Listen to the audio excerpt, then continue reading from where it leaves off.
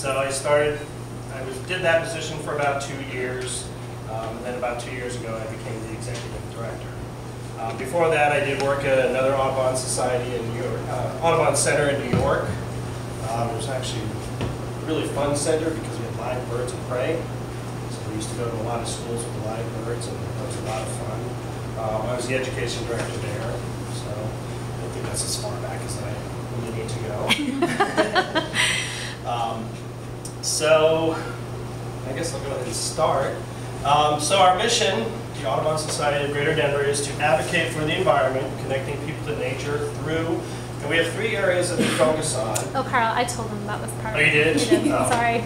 Sorry, I ruined your speech. Well, I know some other stuff on here I could just blow through now too, because you guys already covered it. So. All right, we'll go to the next slide. Okay. Did you go over this? I did not. Okay, So. all right. Does everybody know who John James Audubon is? Oh, okay, wow. Wow. You get to teach them. Right, yeah. So the Audubon Society is named after John James Audubon. He was a painter back in the late 1700s and expanded into the early 1800s. He painted birds, and it's kind of a sort of a joke because in order to paint the birds, of course, back in the 1700s, they didn't have cameras. So in order to paint the birds, you had to shoot them. So he would shoot the birds and then arrange them on these branches, and then he would paint them. But he did that with a lot of birds, and he actually probably created one of the first field guides of birds.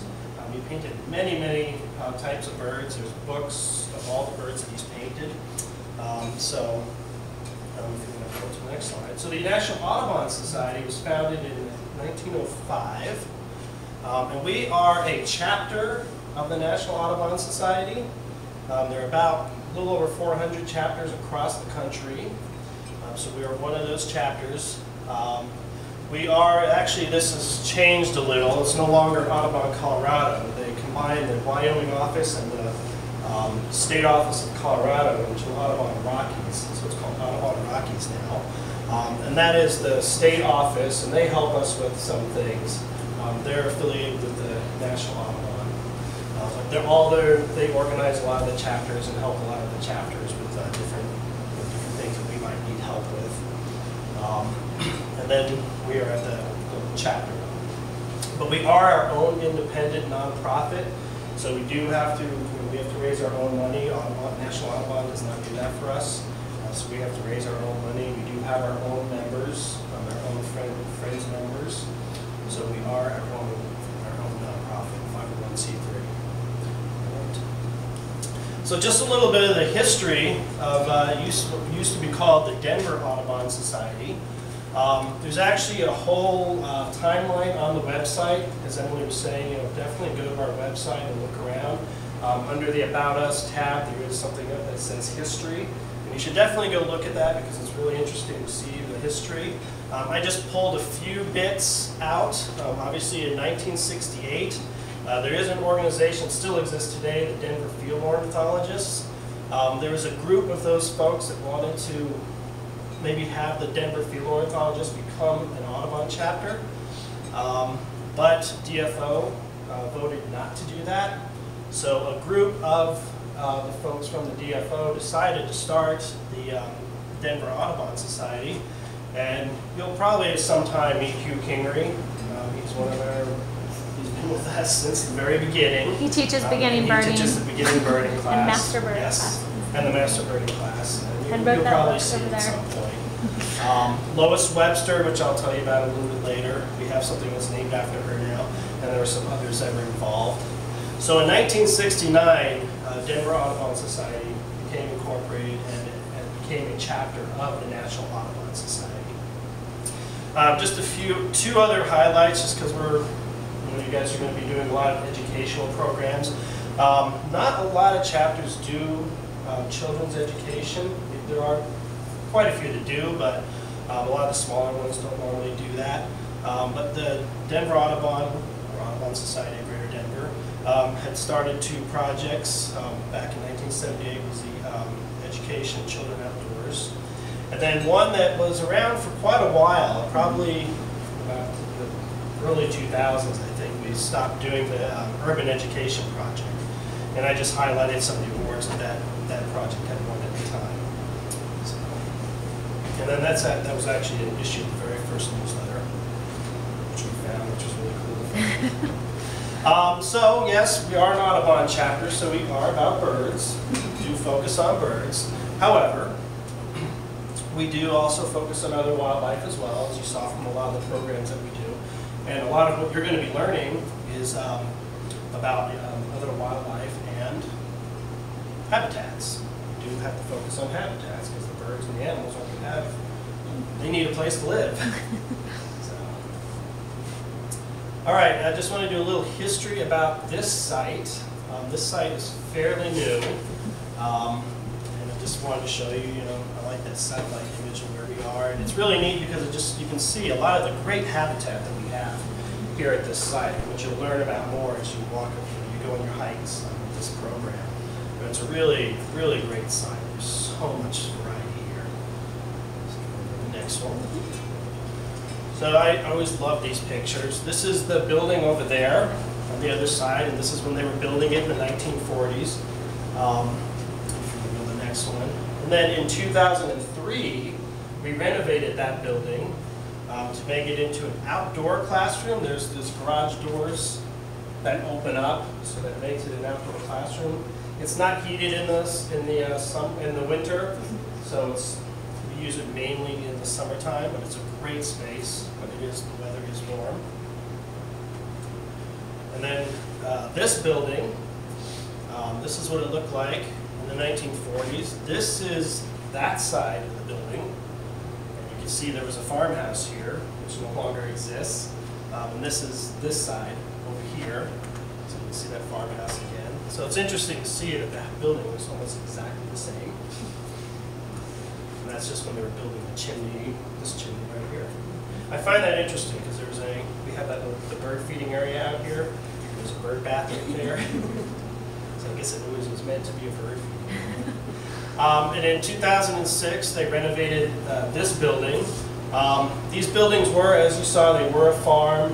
And then Lockheed Martin, which at the time was Martin and Marietta, they owned this property and they had these buildings for a while. And then the state parks had them, used them as offices for a while. And then they were not used at all for, I guess, a decade or so. But then we came in and we renovated them. This is what it looked like before. This is actually this section right over here. So we did that in 2006. Then we had a ribbon cutting in 2006. There's Ann. Yep, there's Ann. They also built the amphitheater in 2006. I don't know if you probably haven't seen that yet. You'll see that. It's a really nice spot, and we're always looking for new ways to use it because it's such a beautiful amphitheater out there. So we really need to figure out some ways. We did focus on planting native plant gardens around the buildings, and they did that in the beginning. We made sure that all these gardens were native plants. And xeric plants too that could grow in drier climates.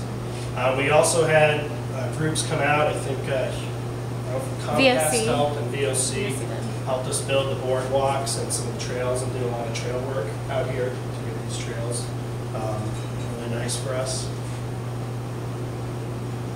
Now, for a while, since the opening in 2006, this building was being used mainly for meetings and school groups would come in and use it, but it was really never really open for the public.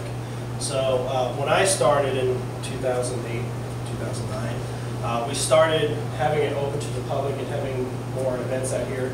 We fixed it up quite a bit. We added a lot of these exhibits, some furniture and everything. And so we started doing more in 2009. All right, well, I'll talk about ASGD today. What we're doing today. You did hear some of what the public programs and the school programs, which will be on here. So if you go forward. Of course, a lot of our programs do focus on birding, but we encourage birding of all ages and all abilities. We try not to ever discriminate against any level of birding or any age. We try to encourage it. And you can see we have all ages that get involved in the birding. I won't go over this since you guys already did that. And this is just a little bit more detail about the Naturalist in Residence program, which started in 2007. And here's the Nature Center programs that Christine covered. We do have a lot of field trips and travel opportunities for adults and families too. And we do partner with a lot of organizations here. We're partnering with Highlands Ranch Wilderness area. We do some birding programs with them as a partnership. We also do that with Denver Parks. We have one walk a month in some of the Denver parks that are led by our birders. And we go all over, mostly the Denver area for our day trips. That one's up, and I love this picture. I don't know if you can see what that says. It says keep gate closed. There's no fence around it. That's up in Evergreen. We do national and international trips as well. This is, I believe, in California or Arizona. These are It's like California condors. I think it's, yeah, they're California condors, but they're also in Arizona. Yeah. So I can't remember Grand which trip Canyon. this was on. And this is Cape May, New Jersey. So we do go all over. We do also go internationally as well. So definitely when you're talking to people, please encourage them to go on these trips. We try to make sure that these trips are welcoming to birders of all levels, especially beginners. We really want beginners to get involved with us. We do have a program, our Audubon Master Birder program. It's a little similar to what you're going through, but it's focused only on birds. It is a year-long program. It's about 12 months. We do it every other year. Just this September, we graduated our 4th class. And this year, we also, Megan, who was 18 at the time, was our youngest Audubon Master Birder. And she's also been doing a lot of the natural stuff as well with us. So that's a really great program, and a lot of those folks will lead a lot of the field trips that we have. And a lot of them also do naturalists. A lot of them are also naturals, yeah. Yeah, a lot of them become naturalists as well. This is last year's naturalist class. We've been having a naturalist training, since I started, but when Emily came on, we really brought it to a whole new level. And last year was the first time we really started bringing in a lot of guest speakers. So it's really become a really nice program. So you guys are really lucky to be involved with this. And you do have to wear your beaks at the end. Just so you know. You can bring your own if you have a favorite mask you'd like to bring. You don't have to wear ours. Now, I remember a lot of what I was talking about was our education programs. Our education programs are one of our main areas that we focus on because we need to educate people. We do have a conservation committee, which Ann is part of.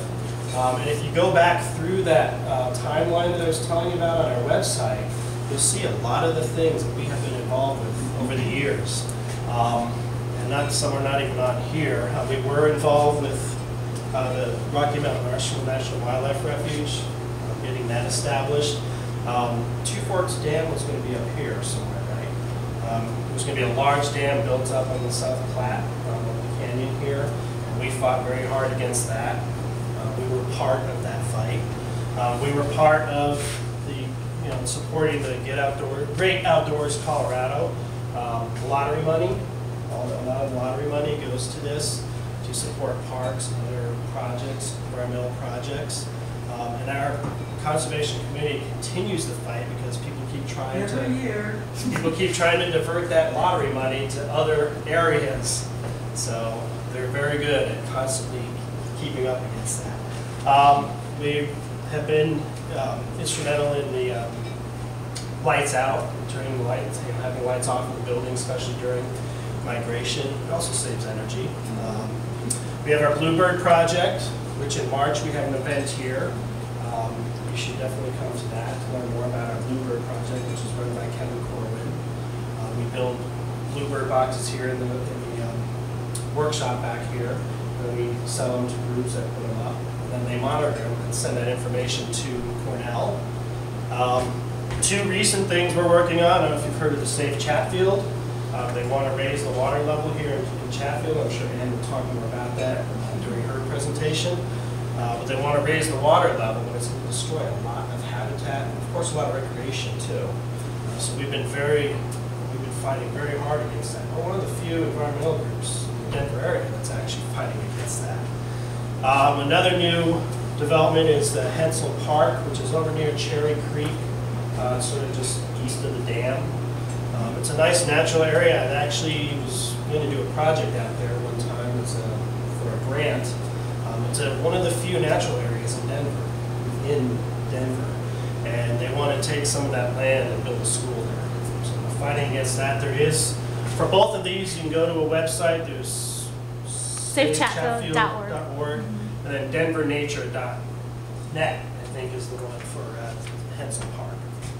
So our conservation committee is very active and run by some very dedicated folks like Ann and Polly Reitz, which I don't know if the Polly hasn't been here yet. So yeah. I was telling you about Lois Webster, who was one of the founders of the Audubon Society of Greater Denver. Back in the 90s, they had started an endowment fund that would support non-game wildlife research. So every year we get applications for this grant, and we give out about, it just depends on the, I guess, kind of on the market.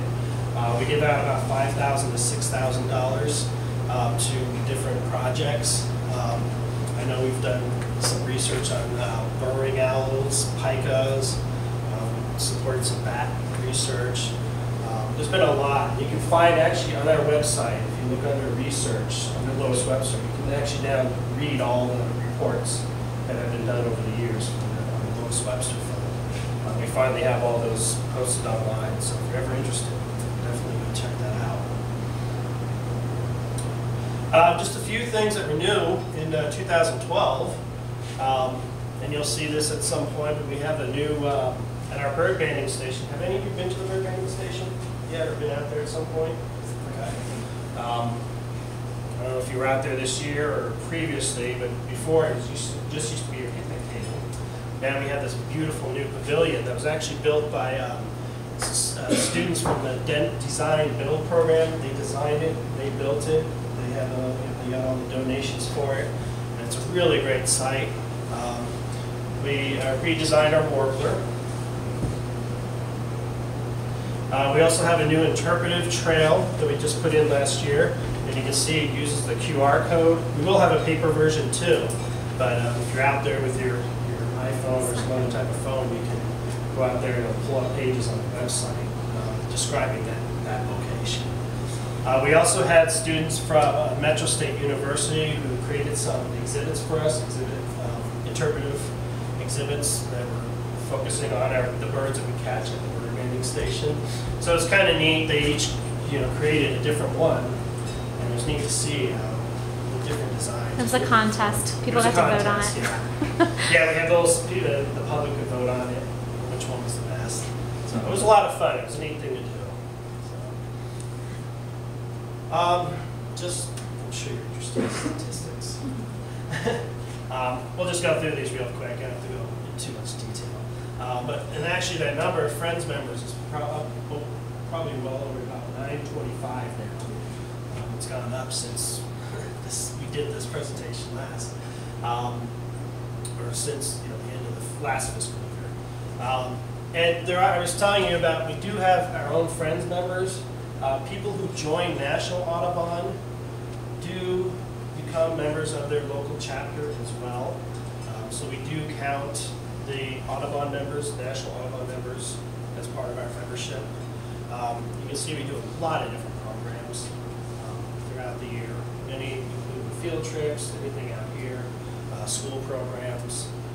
We had about 8,500 participants last year, which has slowly been increasing. And the number of school students too has been increasing. Probably over 4,000 this year. So it's really good to see. And of course, as you guys are awesome, amazing, sorry, amazing, incredible, super volunteers. And I really appreciate you guys being part of this. And as Emily was saying, we have many opportunities for people to volunteer. We have volunteers. That's one thing that helps this organization, right? Is volunteers, because there's no way four of us. Rhonda is our office manager. I'm sure you'll meet her at some point. But there's no way the four of us can do everything that we do. So our volunteers are amazing. They do so much for us. Office volunteers, field trips and travel. It's just great. So I appreciate it. And just some of the statistics from last year we had. And this, the 1,300 volunteers, that includes people who came for one day. The big we were day. talking about the big day, and we had Comcast come with almost 200 people. So that is included in that number. We probably have about 50 to 75 more volunteers that are frequently volunteering with us. There is a rate that they figure out. I forget if it's the IRS or somebody figures that out. That each hour that volunteers donate is worth about $22. So we figured out, Emily figured it out. It was probably last year volunteers donating. And that's just what they report, because a lot of our volunteers, logistics just got up and running at the end of last fiscal year. A lot of our volunteers do not report their hours. Yeah, and so that's only what we got back. Those are only the number of hours that people actually turned in. So we're really trying to get people to use logistics, so that, because again, that's another thing. Logistics is sort of a volunteer for us. Yes, it is. Because Rhonda used to have to enter all that information. Manually. And that's a lot of work, so logistics thing, we should add that into there. Yes. And you can just see the different main groups that volunteers, and look at that. Our naturalists are very important volunteers. Yep. Field trip leaders. Board members, oh my goodness. Board members, well yeah, look at that number. Time. That's huge. That's super. Well, when you consider someone like Ann, who's not only a board member, but she's on the conservation committee, and does all that stuff on the conservation committee, it really adds up. Okay, the future. This is okay. Yeah, you This is it. You got 2 minutes, Carl. 2 minutes. All right. Well, one thing is, as part of this, redoing these buildings here, there was a third stage that we were going to do in around 2008. We all know what happened in 2008. We were going to build a new building, and that's still in the plans. We're still discussing it. We're still talking about that. And now that things are getting better with the economy, and we can see it, and we're seeing that we do have a lot of supporters.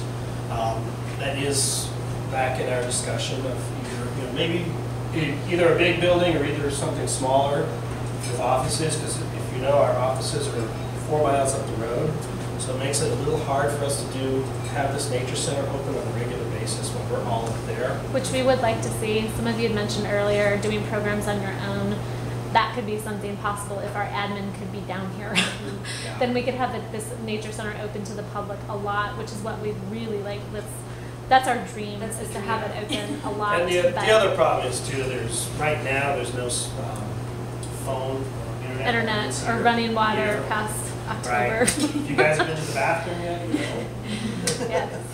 We don't have they're nice bathrooms actually for toilets. Yes. And then the other thing is we're starting to work a lot more on too is making, like I said, we have education, conservation, and research, and we're really trying to incorporate all 3 of those together. They've kind of been a little separate over the years, and we want to bring all that together, incorporate more of the conservation and research in our education programs, and just getting it all working together. So that's pretty much where we want to go in the future. And I think I always like to this in. I hope I didn't bore you. Does anybody have any questions? Yeah. Are there chapters outside the United States? That's a good question. Are there any in Puerto Rico or Guam? Yeah, that's what I was thinking. Virgin I Islands? don't know. I don't know if there's chapters. I know there were programs. I think maybe in Mexico, or I know they used to have a program in Mexico, but I don't know if it was considered a chapter. I That's a really good question. I don't know. Larry, I have to look that how about up. you tell us on Saturday? Let us know if there are any. That's your homework. Yeah, homework. It'd be good to know about that because I haven't heard anybody talk about that. I've never heard that either. I'd be surprised if there were. Yeah, I'd be interested Yeah, if they there do were. Audubon Christmas bird counts all over the world, but Right. I don't know about Yeah. There's chapters. actually chapters, international yeah. chapters would be interesting. That's a good question. Any other questions? You guys know everything about ASGD? You tell the public everything? Wow. They got a lot of information tonight, unfortunately. I know. Okay. Yes. All right. All right. Well, thank you. Thank you very much, Carl. Thank you. Yay. All right. Okay.